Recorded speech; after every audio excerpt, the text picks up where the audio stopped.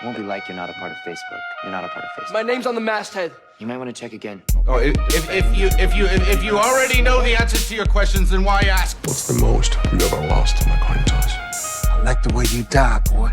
I don't want to be a product of my environment. Now answer my question. Were you rushing or were you dragging? My boy's awake at smile. Hello and welcome back to the Film Fixation Podcast. I'm Austin Hyatt. This is my wonderful co-host, Jaron Allred. For those of you who have been listening for a while, our loyal listeners, you may notice Spencer's still not here. There have been some new developments in his court case. A new killer witness. That's what I heard. Is coming forward. I hear. I'm wondering who that is. What did they find? I mean, why is he such a killer witness?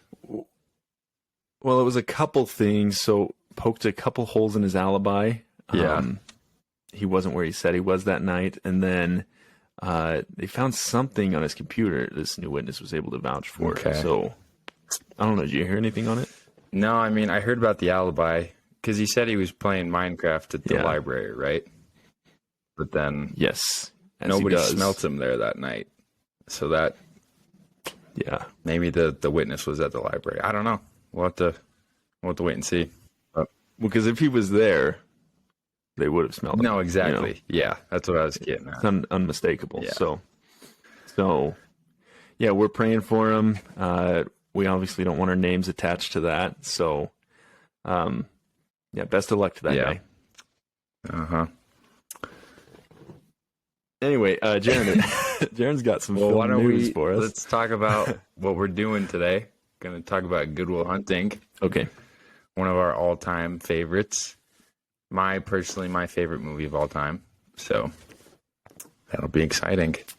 Really? I didn't know that. I thought it was like a tie between that and Shawshank and The Departed. No, it was...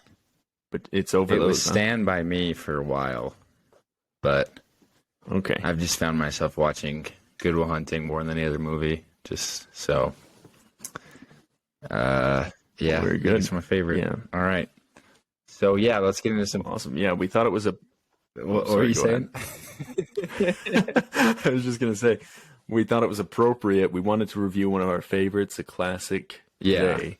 We were kind of deciding, and since we watched a Ben Affleck, Matt Damon movie, their most recent one last week, we thought it was appropriate to do their first this week. So that's a little reason why we're doing it. Yep. Sorry, Kyler. We're going to do Goodwill, or we're going to do 10 Cloverfield Lane. 10 Cloverfield Lane. Next classic that we do.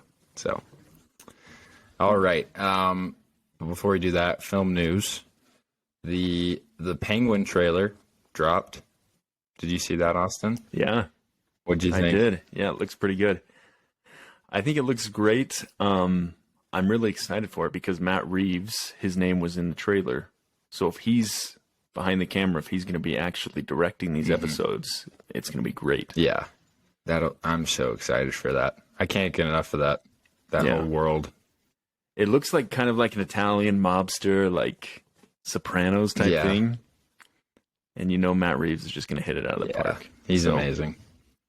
We're excited for that. Also, HBO Max is making another TV show. Did you hear about this? Reboot of Harry Potter one? Yep. So freaking dumb. Dude, what? Why? Dude, it's just like, okay. So Star Wars and Marvel are expanding on their IPs and like making new shows and movies. Could you imagine if Disney Plus announced a TV show that was just a reboot of A New Hope, Empire Strikes Back, and Return of the Jedi with just a new cast and everything? How dumb would Disney that will be? probably do that. It's exactly what this Harry Potter's. With all the dumb eventually, stuff that they're doing lately. Right. No, but this is different, man. It's it is because there's books, okay? I know you didn't read them, but there's a lot of stuff that they had to cut out of the books that fans want to see. They want to see a deeper dive into the lore,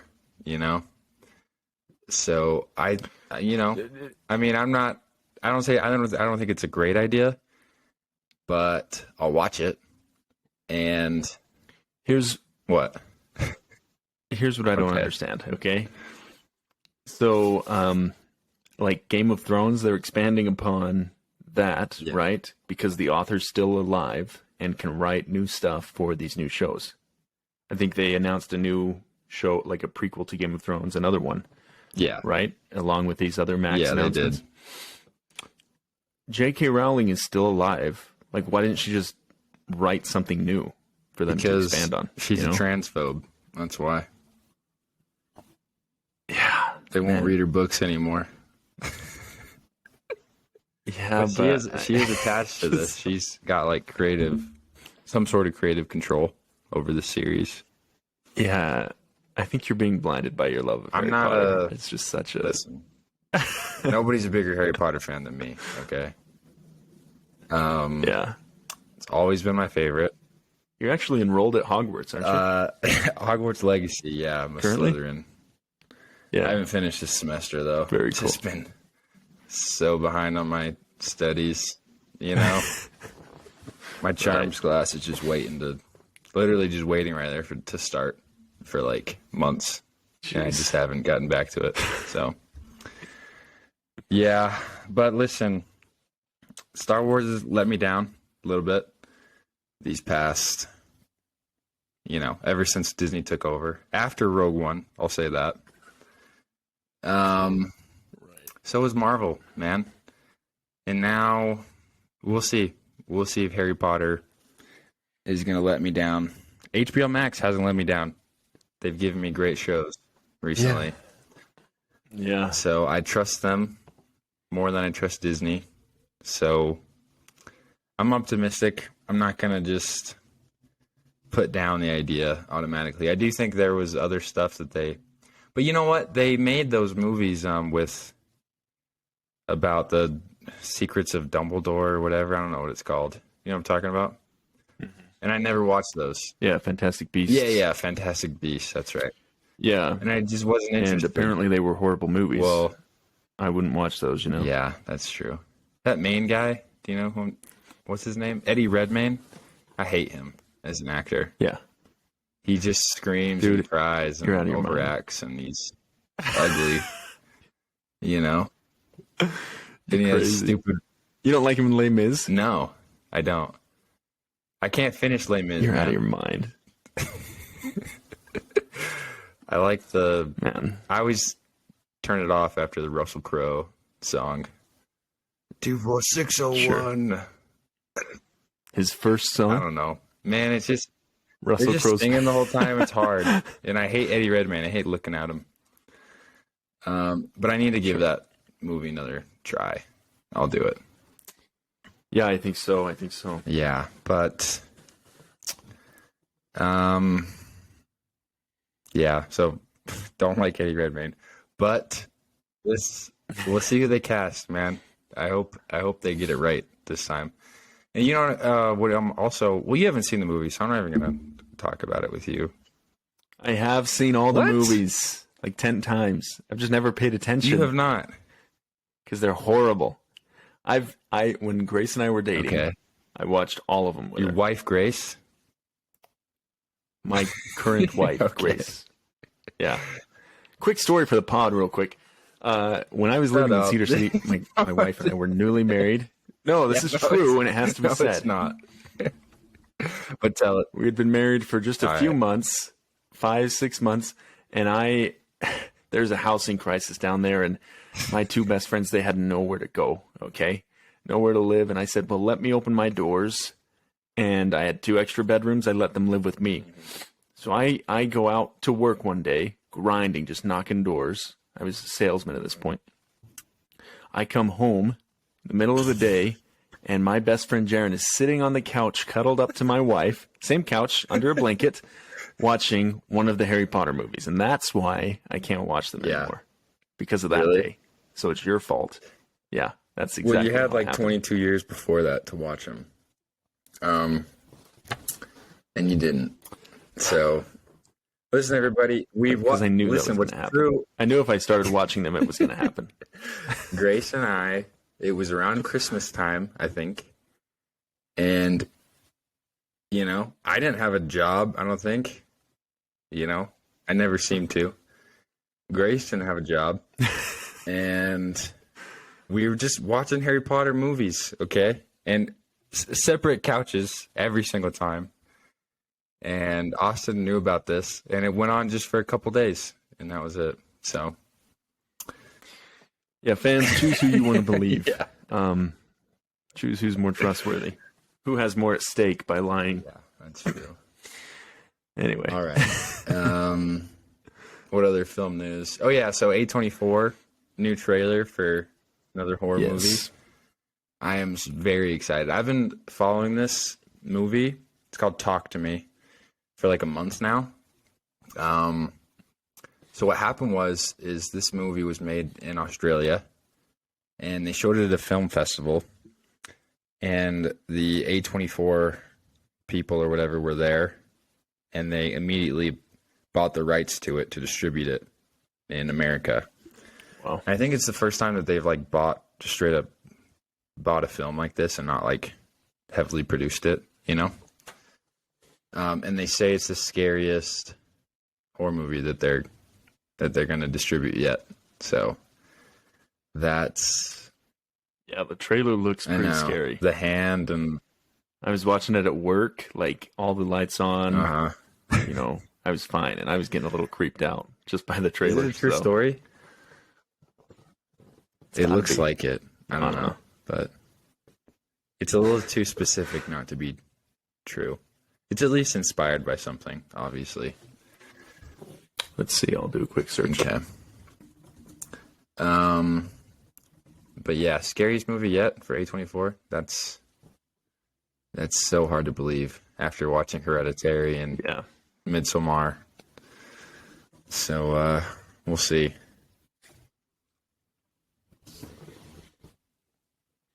Anyway, I can't find That's it. okay. Doesn't look like it's a. Maybe it is. I have a gut feeling. I say it is. You know, that makes Yeah. it scarier. So. Right. So yeah, any other film news? I think that might be it. No, I can't think of anything. All right. So why don't we get into it then? Good Will Hunting. I Okay. just finished this movie 20 minutes ago. Rewatching it. Loved it. Still makes me laugh so hard, just like right out of the gate, man. Oh, I was dude. just giddy the whole time. And Morgan, Casey Affleck's Yeah. character, is the funniest guy ever, dude. I know, dude. He's incredible in this. All right, so I'll give a quick synopsis. Will Hunting has a genius level IQ, but chooses to work as a janitor at MIT. When he solves a difficult graduate level math problem, his talents are discovered by Professor Gerald Lambeau, who decides to help the misguided youth reach his potential. When Will is arrested for attacking a police officer, Professor Lambeau makes a deal to get leniency for him if he will get treatment from therapist Sean McGuire. Not a very good synopsis. That's just what Letterboxd said about it. That describes like the first 15 minutes of the movie, pretty much. And it's not really what it's. This is a hard movie to describe, kind of what it's about, and the title doesn't help. Before I watched this, I just thought it was a hunting movie or something, or no idea what it was about. I saw it on Netflix, like just the cover, Matt Damon, Robin Williams sitting on a bench, and I was like, no clue what that's going to be about. But Yeah. glad I decided to watch it one day. Yeah, so it was directed by Gus Van Sant. It is starring Matt Damon, Ben Affleck, Robin Williams, and Minnie Driver. The reviews are spectacular. 97% Rotten Tomatoes critic score and a 94% audience score.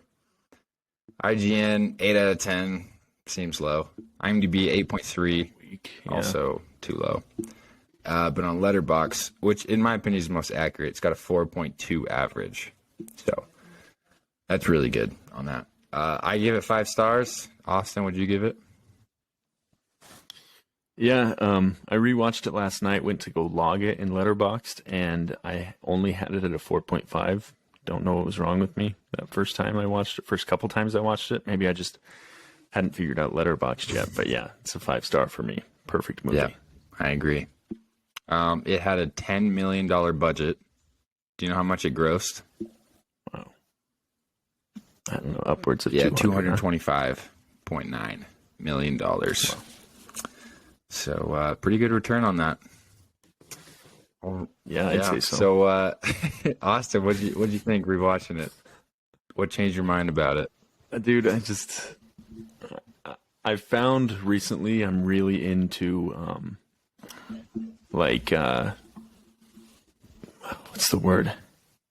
The character study movies. Kind of like discouraged. Yeah.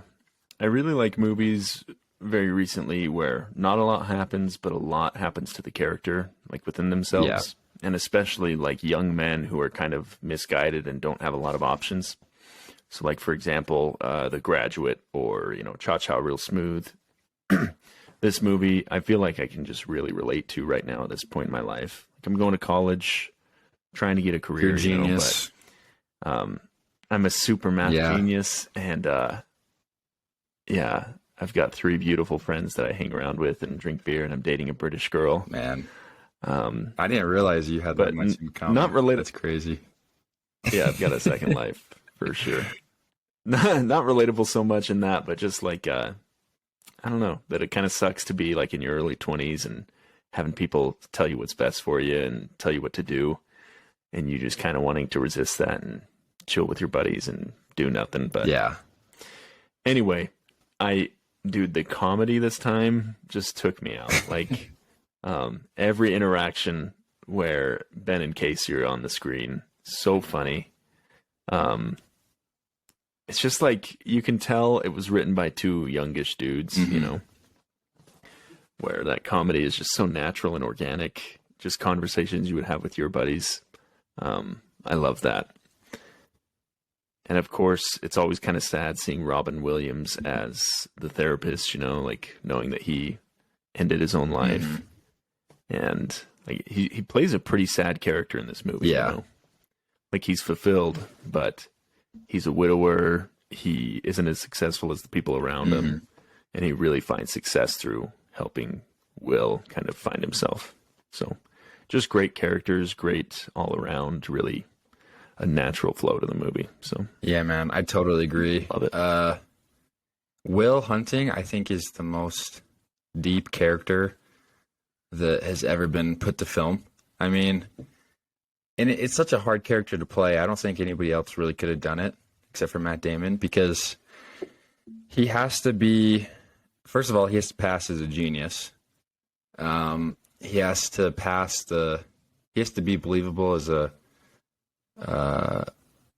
romantic interest of Minnie Driver. He has to be like arrogant.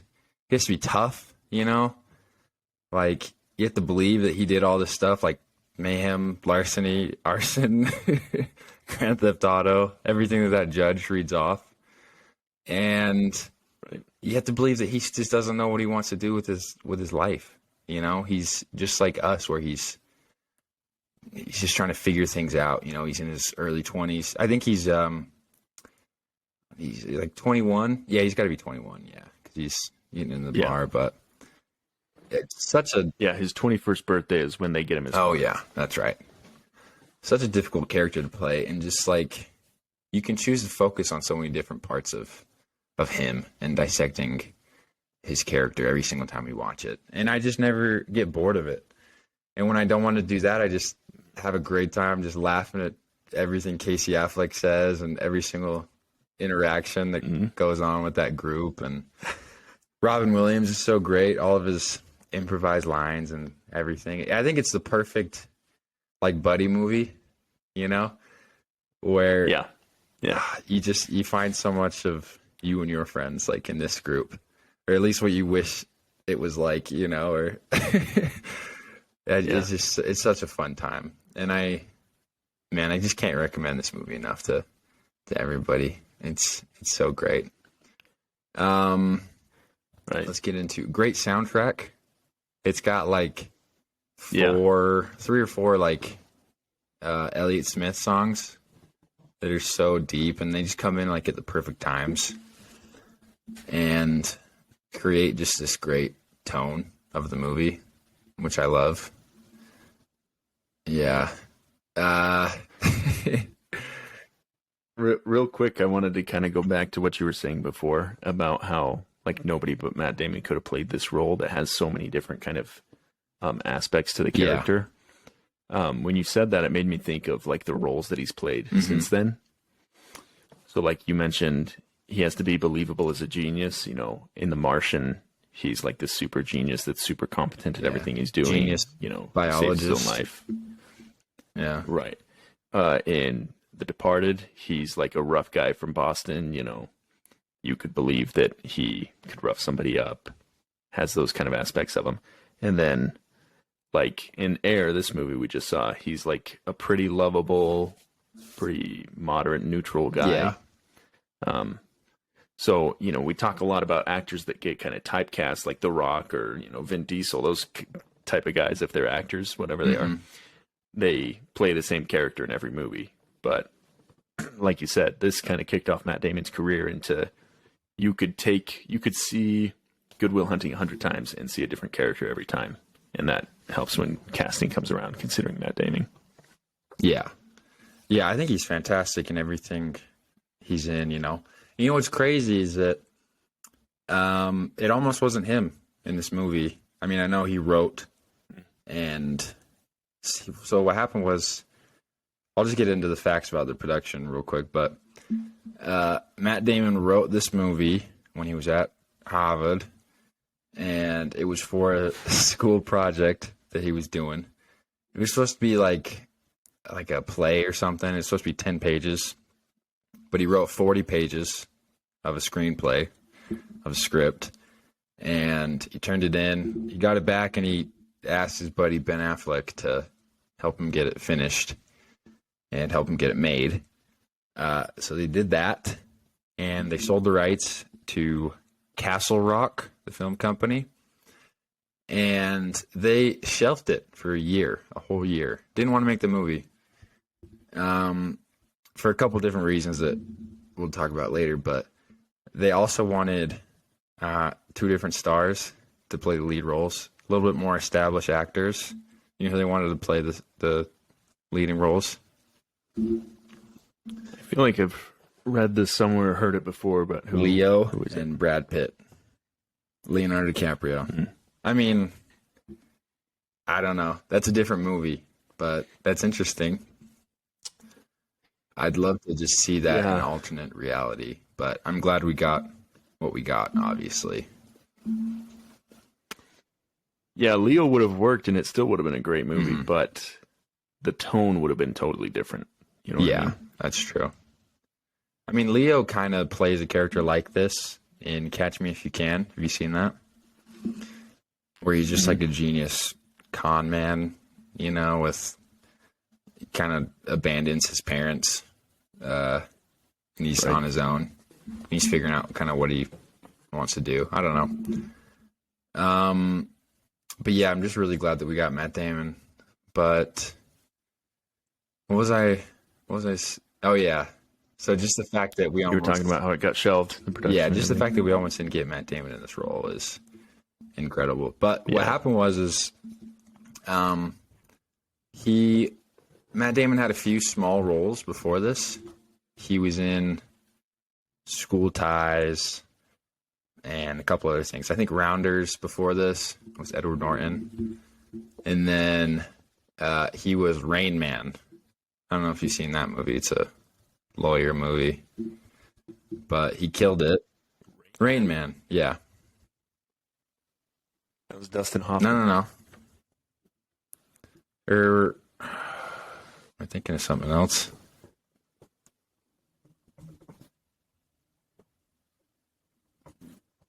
Let's see. Yeah, it was Dustin Hoffman, 1988. He was in... Gosh. Oh, the Rainmaker. The Rainmaker, yeah. So that's what I meant. My bad.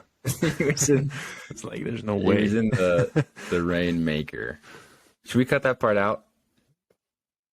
Okay. No, let's keep that. Whatever. That'll be great. Don't want anybody to see a deficiency in my film knowledge. It's okay. One word difference. It's cool.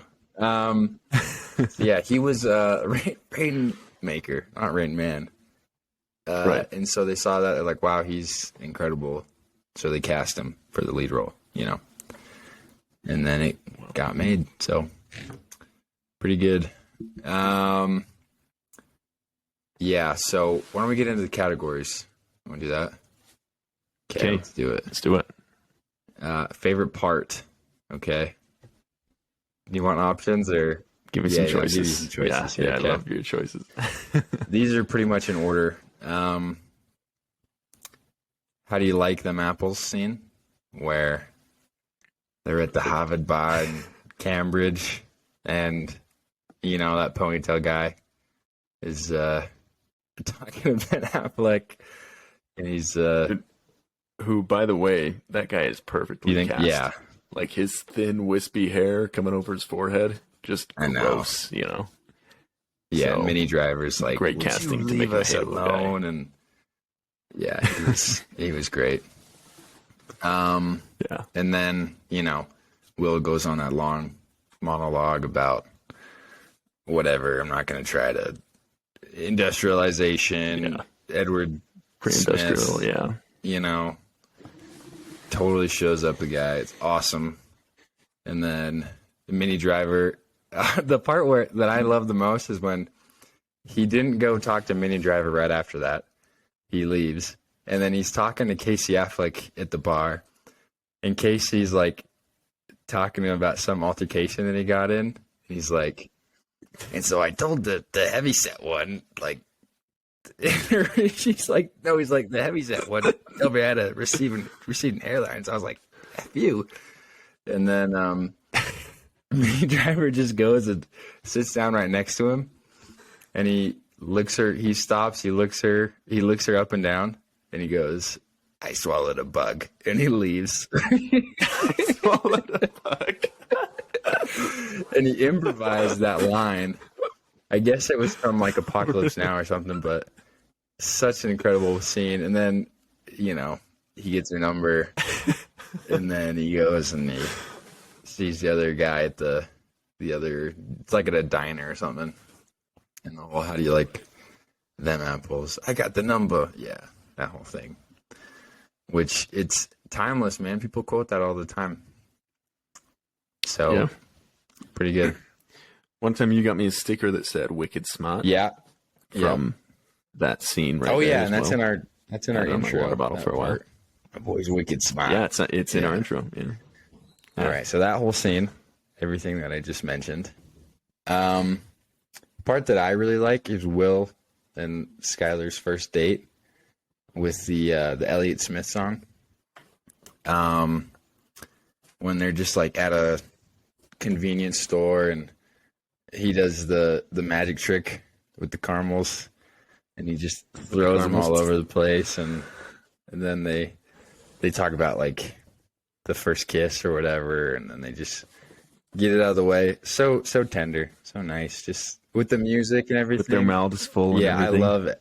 Elliott Yeah. Smith, it just sets a I don't know. It's just nice. Right. So yeah, that whole scene. Pretty quick actually. It's only like 2 little parts, but yeah. Mm-hmm. And then next one, the park bench scene. What I like about that one is it's the first time we see like anything really get to Will, you know? Because up until that point, he'd just been like goofing off, you know, like he made a Yeah, mockery. trying to like make Robin Williams crack. Yeah, you know, and he'd made a mockery of all those other therapists, and he'd never taken anything seriously, and you didn't think he was going to make it out of, you know, that stage that he was in. I thought he was a lost cause, you know, up until that point. And then you just see him really it just gets to him, everything that Robin Williams is saying. And you think he's going to quit back, you know, and then he just doesn't say anything in the scene, you know? Yeah, because even that interaction starts off, he's like, what do you like about ducks? You got a fetish for them or something? Whatever. And then Robin Williams just like slowly tears down his walls. It's Yeah. great. You know what's cool about that scene is so people in Boston found out that Robin Williams was making a movie in Boston. Everybody got really excited. And so they found out that he was going to be at that park to film that scene. And there was actually like over 1,000 people at the park, like watching that scene happen. Yeah. Wow. Which I was looking for. Like, I'm surprised they got like a full around like shots of those guys. I don't know how there was like 1,000 people hiding behind the cameras, but that was that's pretty cool. And so then when Robin Williams died, people kept leaving flowers at that park bench. So they turned it into a memorial for Robin Williams. So pretty cool. That is So very yeah, cool. that scene. And then after that, Game 6 of the World Series, when Robin Williams is talking about when Pudge hit the homer and explaining that whole thing. Then it cuts to like clips of the actual game. And, like that overhead shot where like the couch is. The overhead shot where the seats are the bases. So cool. Such a great trick cool that they were able to do that. And then he's like, Will's freaking out. They're finally making a connection. And then he's like, what are you talking about? I was like, I wasn't there. And then he's like, yeah, I didn't go to that game. And then he's like, no, I saw that girl. And I put my ticket down on the table. I said, I'm sorry, but I have to go see about a girl. And he's like in disbelief that he would actually do that. I mean, would you do that, honestly? If it was like Game 6, the Jazz were in the finals. Jazz. And you had a ticket to see it with like me and Spencer. And you saw some girl or whatever. And just some girl at a bar. Who did I meet at the diner? Who did I meet? Just some girl? Like, first time you ever met her. Some girl at a whatever, There's absolutely no way. But I love right afterwards where Robin's like, I didn't know. Yeah, he's like, I don't know. Well, like he makes the joke that he would have gone. Yeah, like Will's like, it would have been nice to see the game though, and he's like, I don't know, Pudge is gonna hit a homer. yeah. But yeah, you say it like that, and there's no way. So I don't think he was a. I don't think he was a real Boston Red man. Sox fan. Is what I'm saying. Maybe it was like the scenario would work better if it was Forrest. Like if we all had tickets to the Game Forrest 6, would do that. And Forrest saw a girl at a bar, he'd do that. Yeah. What if he had tickets to like David Blaine or something? Do you think? No, he wouldn't miss that. That's what I'm saying. So this guy wasn't a Red Sox fan. Yeah. Right. He was a math, whatever. So he just didn't care. So yeah. So yeah, I just want to get that out of the way. That a real sports fan of whatever team wouldn't miss that game. But yeah. So that scene. Would you miss that game to see about a girl? Are you joking me? I wouldn't miss like tickets to see a movie or I don't know. Super Mario Bros. Yeah, no, I wouldn't miss that. I had to go see it again or whatever. I don't know. I spent $8 on that ticket, man. I'm not just giving that up. Right. All right. And then the breakup scene, which is brutal. It's not my favorite scene, but I think it's one of the most well acted.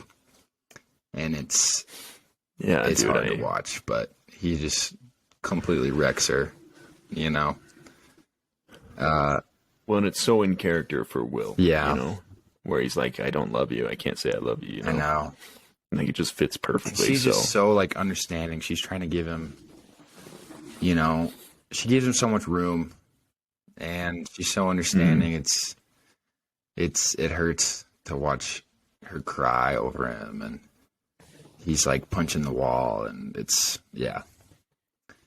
Somebody like said that to you right to your face Like you ask them to come to California with you, Yeah. and they're like, "I don't love you." That would be brutal. That would be hard. But yeah, so yeah, I think that's all the scenes. Do you have any others you want to add? How about Casey using or Morgan using the baseball glove for cleanup? That's probably my favorite scene. Yeah, I was going to talk about that scene. Is there another VCR in the house? I'm going to talk about that scene later, but yeah, that one's Okay, but we can talk about it later. You freaking love that. Anything that Casey did, that's my favorite of the movie. Yeah, seriously, he's just great. Yeah. Yeah, probably the how do you like them apples? You think so? Yeah. Well, I don't know. Okay. So the first date scene honestly gives me a little anxiety because, like, the old lady, the old shop owner, she comes up and she's like, "Oh, those look beautiful on you," and like she compliments them and she's nice to them, and they're just like tearing up her shop, throwing stuff around and being cringe. Yeah. Feel like if I were like another person in the store at that moment, I would hate those two. Yeah. You know? He better have cleaned up those caramels. He better have, dude. So you don't like that from a store I feel like point of view. Or yeah, just like a real life interaction, cringy, Okay. you know, but cute. Yeah. If the song Right. wasn't playing, that would be like a cringe first date. Yeah, Yeah. exactly. Like imagine Spencer doing that. He dude. does that all you the imagine? time. That's his like go-to first Well, date. isn't even it? now, I mean, I'll go downstairs and he makes dinner while they're like on FaceTime. And he does that trick every single time. Right. He'll find something. Every he did it time. with spaghetti today when I was going to cook Cook spaghetti. spaghetti? Yeah. He threw, no, uncooked. He took all of it and he threw good. it behind him and he had to pick it all up. It was crazy. That guy. So you're harboring a fugitive, or what's going on? What? That was today. Yeah, that was, You're harboring a no, fugitive. it didn't happen. It's, Okay. Yeah, let's keep that off the air, dude. And honestly, the bar scene where he tells the guy off is kind of like unrealistic too. yeah. But I just love it, man. It's so satisfying just seeing this gross D-bag just get told off. And Morgan's "I swallowed a bug" is the funniest thing ever. And then just how confident Matt is. Uh-huh. He's just knocking on the window. "Hey, you like apples?" "Yeah." "How do you like them apples?" Dude, it's such a perfect. lame. Yeah, I really like that. line, if you really think about it. No, I would it feel is. so It is. stupid after walking away from doing that. That's what I was thinking. His buddies are like back there cheering, laughing. Yeah. If I did that and it was you, Forrest, Spencer, Jonas, Uh-huh. you know, Zach, you'd destroy me. You know, you would never let me talk again. Yeah. You would just never let me live that down. So, maybe actually, probably the home run World Series That one. scene. Yeah. Just like the different shots, and you get to really see Will connect with what's Robin Williams' character name? Sean McGuire. Sean. You get to really see Sean and Will connect on like a next level, and it's just great. Yeah. So that's probably my favorite. You know, there was one that I didn't mention that is actually my favorite scene. It's the when they're in the car. Right. So from the Little League game that they go to up until the fight that they have at the park, where it's four dudes just watching a Little League baseball game. They're nobody's parent or older brother, and they know the names of the players. Like, somebody turns over to Casey like, "Hey, Max up," and they just like Yeah. are so tuned into it, and they're like giving tips and yelling and stuff. That made me want to just. Well, it's just so funny.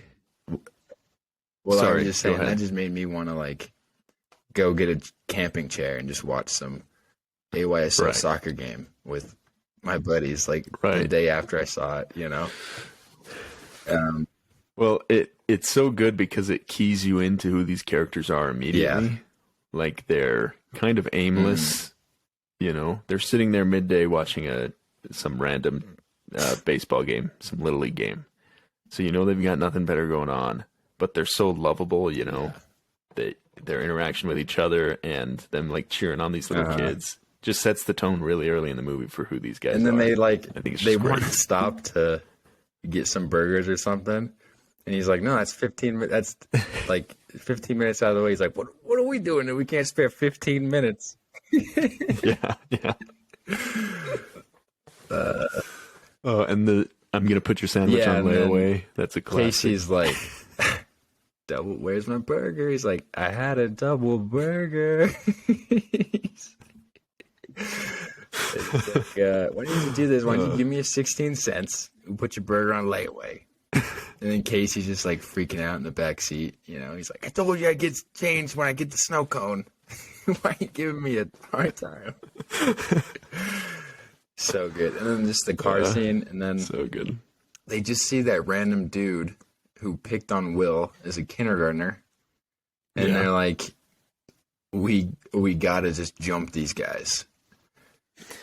Yeah.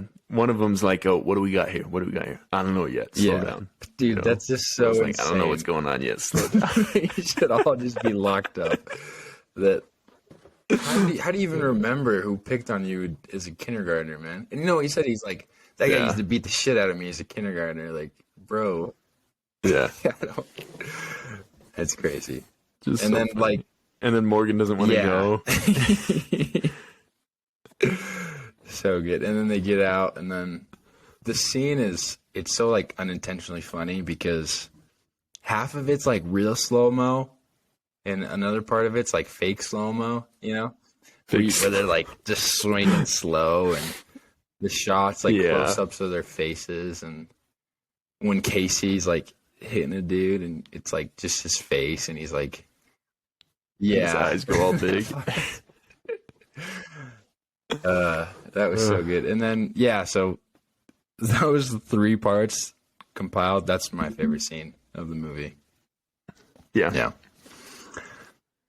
I think I'd have to agree. Okay, good.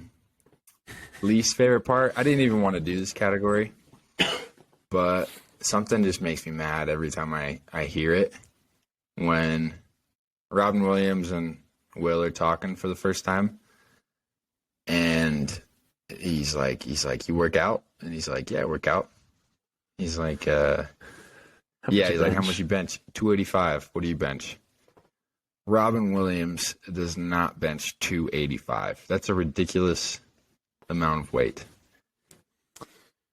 Maybe Robin Williams didn't, but did Sean McGuire? No, I looked at his arms. You ever think about So that? every time he says that, I look right at his arms. I'm like, they're small. There's no way. When I weighed like 250, I like max out at 295.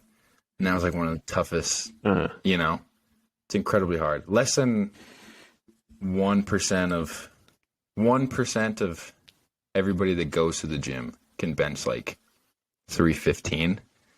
So, yeah, Wow.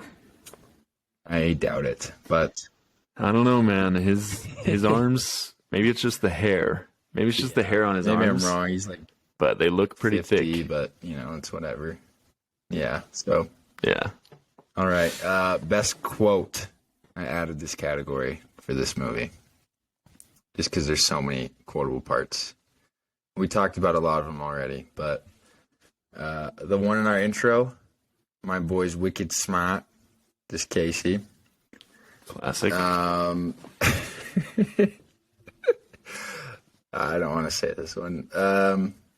When the movie just started and I was just like listing them off, you know, like so many good parts. yeah. When Ben Affleck's like, you know, I didn't get on top of Katie last night. And he's like, he yells over to her. He's like, hey, Katie, why didn't you? You know what I'm not. But I love when I know exactly what you're talking about. she calls it a Tootsie Roll dick. And then Tootsie Casey's like, Roll. Tootsie, Tootsie. Just right next to her. That part was good. And then when he says, dude, all of these have just been Casey. When he's like, Chuck, I had a double burger. That part was good. When Robin Williams is talking to the bar owner, and he's like, put it on my tab. And he says, you ever plan on paying your tab? I've got the winning lottery ticket right here. What's the jackpot? 12 million. I don't think that'll cover it. Yeah, but it'll cover your sex change operation. Dude, that whole sequence is so good. Yeah. I also love right before that when he's telling the joke that Will told him, but he's telling it in the first person. And that random guy at the bar goes, that didn't happen. He goes, no, but I know someone it happened to. He's talking about Will. Oh my god, man, it's so funny. But then this isn't really a funny quote, but after that, when Stellan Skarsgård is asking the bar owner, do you know this person, Albert Einstein, whatever, and then Robin Williams goes back and he's like, hey, do you know who Ted Kaczynski was? Yeah. And he's like, Unabomber, after he lists off like everything how smart that guy was. I just think that exchange is so good. Not a great quote, but just that whole scene is awesome. Yeah, Robin Williams is spectacular in that. And then when he says, stop jerking off in my mother's room. Is there another VCR in the house? Yeah. I love that part. And he's like, not on my baseball mitt. He's like, you should use it for, Just use it for cleanup. That was improvised, I guess. Which is pretty cool, which is funny. I guess most of his lines were, honestly. That's crazy. I know, man. Okay. So that's any more quotes? No, I guess I love Minnie Driver's story at the bar. Yeah. Like that heavy Irish accent she does kind of cringes me out every time, but it's really, really funny. I love Ben's story too that he tells. And Casey's just like picking it apart on the side. He's already heard it.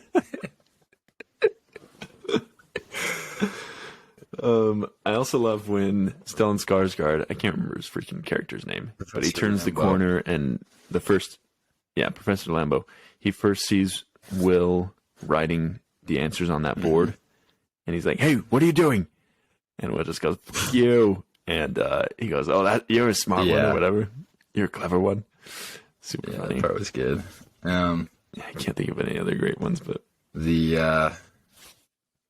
just the classic, how do you like them apples? That one's good. All right. Yeah, I'd say anything that Casey says is Yeah, great pretty quote. much. I want to skip to facts about the production, and then we'll get back into some of these other categories. Okay. So we talked about Matt Damon. He wrote the script with Ben. And then they sold it to the Castle Rock. They shelved it for a year. They didn't want to make it, and so they were shopping it off to like other production companies, other film studios. And they had kind of like told people off, when they first got the script, and now they had to go back to them to get them to buy it. And they got rejected by like everybody. And they stopped, they didn't think people were reading the actual script. So they put a sex scene in the script between Will and Chuck around page 60. Right. And just to see if people were actually reading it, to see if anybody would mention it. Nobody mentioned it until Miramax decided to buy it. And Harvey Weinstein, he read the script and he said, I loved it, but I would just take out the sex scene between the two straight men. So yeah, pretty horrible guy, but he read the script. Yeah, he got it done. I vaguely remember a fact about Robin Williams at the very end where Will is like, is it against the rules to give you a hug Yeah. or whatever. He says, only if you grab my ass. Wasn't that some allusion to... I thought their characters had sex in that story. That's what I told you a while ago. Because that's what I thought. Oh, so that was a No, lie. it wasn't a lie. Because I thought it was true. But I found out today doing some deeper research that it was between Will and Chucky. Chuck and Yeah. Will.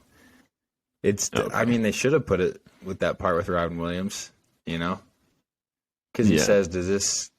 I don't know what he says. He's like, Does this violate "Yeah, the patient or the client, whatever, privilege? He's like, "Only if you grab my ass." Yeah, that would have been a good Yeah. spot to put it, and it's right at the end too.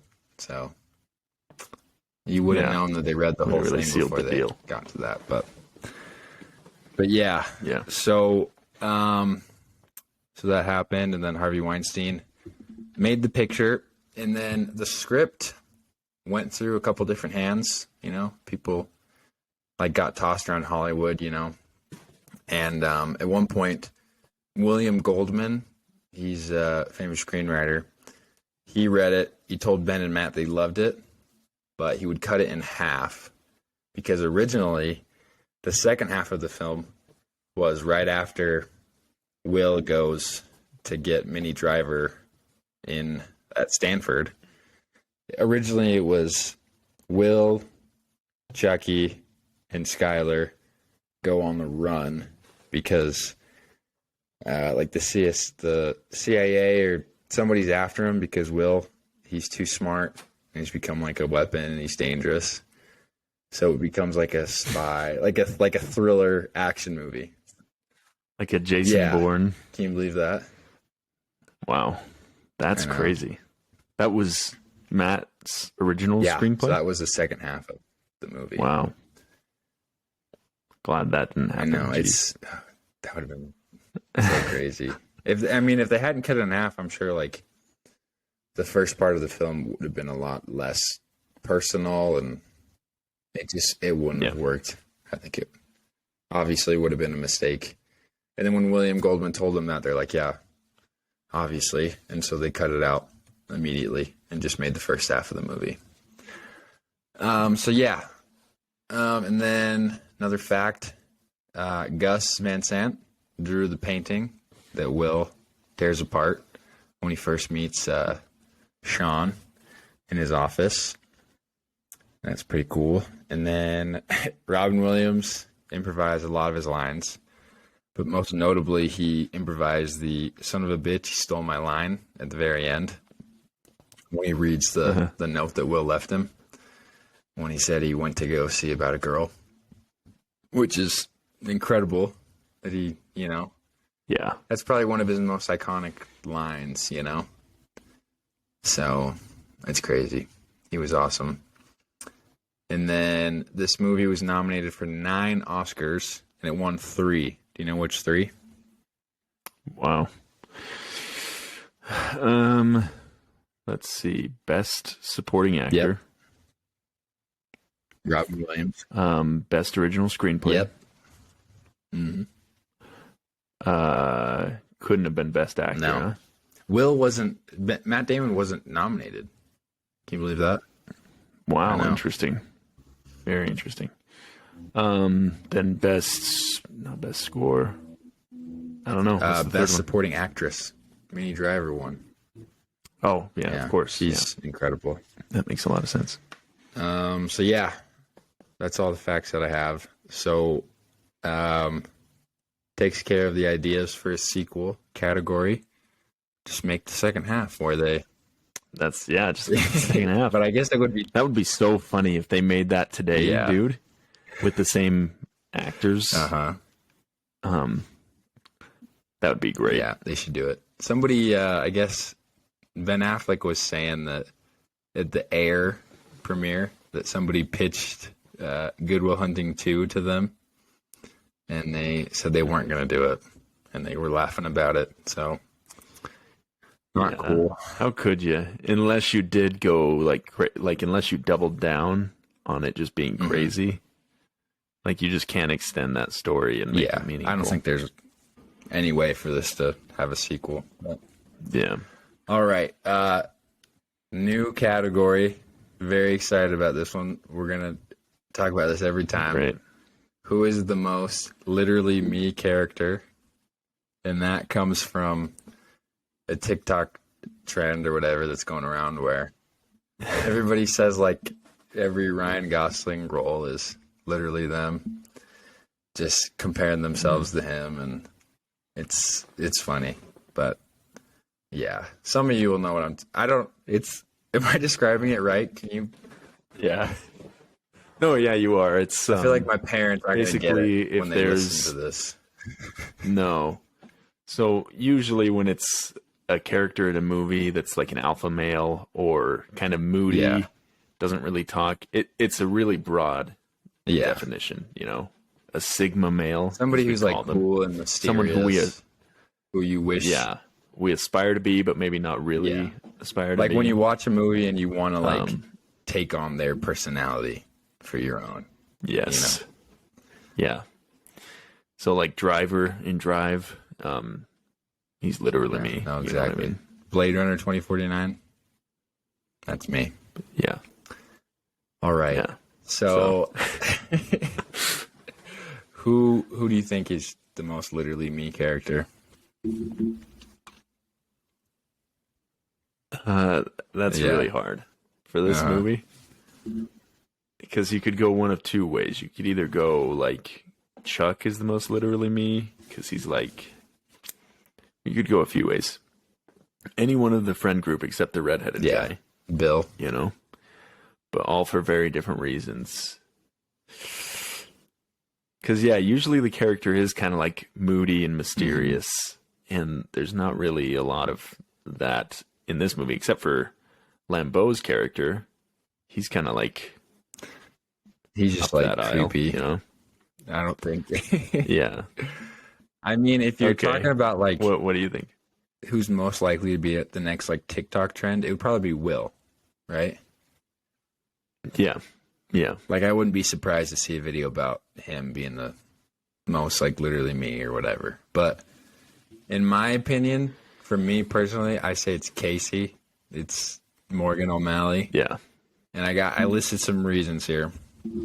Okay. He's the most broke. He only had 16 cents for his double burger. Yeah. Okay. He talks about when Skylar comes over at the bar, he just leaves. He says I swallowed a bug and he leaves. That's very relatable. Just leaving, Yeah. I've seen you do that. Yeah. He goes like he's so 0 to 100 all the time in all of his interactions with his buddies, where he's just joking around, and then all of a sudden he gets super upset and he raises his voice. Like when Will goes to call Skylar and he hangs up, he comes back in the car and he's like, You went all the way on the ring and you didn't take he's the like, number? no, it was your mom's 900 number. I just didn't have enough sense. And he's like, why don't we get off of mother's? I just got off of yours. Everybody's just laughing. And then Bill just like taps him as a joke. And he's like, keep antagonizing me. Watch what happens. Bill's like, all right. Yeah. It's that part. Oh yeah, that is. I But can it's see like, that. Yeah. I counted it. It happened like 3 or 4 separate times when like Chucky offers Will a job at the construction site. And he's like, I just asked you for a job there last week. He's like, and I told you no last week. Yeah. Yeah. So great. And then when this, for me personally, you know me, when Chuck is telling the story about his uncle and the state trooper, and Casey's like already heard the story before, but he forgets the details. And he's like, and then Ben's like, when he's saying like, and then they heard like a crash, and then Casey's like, you got shot? He's like, no, man, you heard this story before. And then, Yeah. No, that is you. And then he's just like picking it apart. He's like, wait, so I don't understand what the point of that story was. And he's like, It's just a story, man. Doesn't make any he's like, sense. This doesn't make sense. That part. And then my final reason, he can't keep down a job. That's Right. Yeah. So I feel like I made a really strong argument for him. Yeah, no, yeah, you're literally Morgan Yeah. O'Malley. So Quick little story on you tuning in and not. okay. A few weeks ago, we were all on a call, me, Jaron, Spencer, and Forrest, and we're playing a video game, as we do. We all kind of live, or I live far away, so we kind of remote in, whatever. And me, Forrest, and Spencer were talking about like a TV show, I think like The Bad Batch or something, just something totally unrelated. And like 5 minutes into the conversation, Jaron hasn't said a word. And then he's like, "Are you guys talking about Scent of a Woman?" And we're like, "Dude, no, not even close. How did you get any of that?" So yeah, that's You see, and I don't remember that. Yeah, that's so perfect. yeah. That's crazy. I know that movie with Al Pacino. I don't know. You know what? I vaguely. But we were remember talking that about too. Star Wars or something. I thought I heard something about Yeah. that movie that, I just wanted to talk about the movie. That was, Yeah, that makes sense. Warzone. We're playing Warzone, But and it's hard because sometimes I zone in and I tune these guys out so I can focus. yeah, But that doesn't explain all the other times that I just zone out. But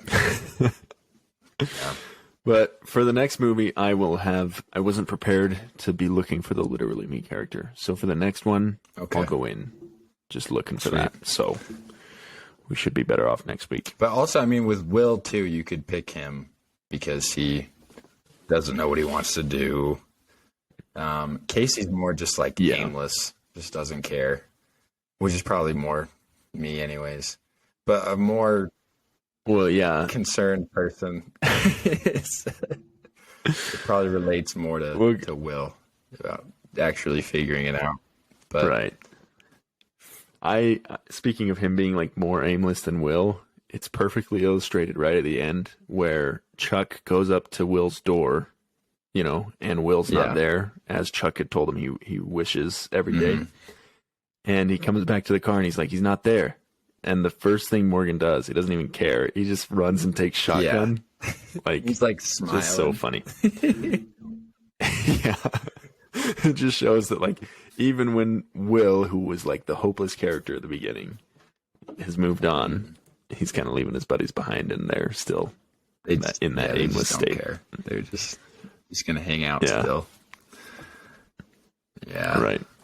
All right. Why would this film get canceled today? I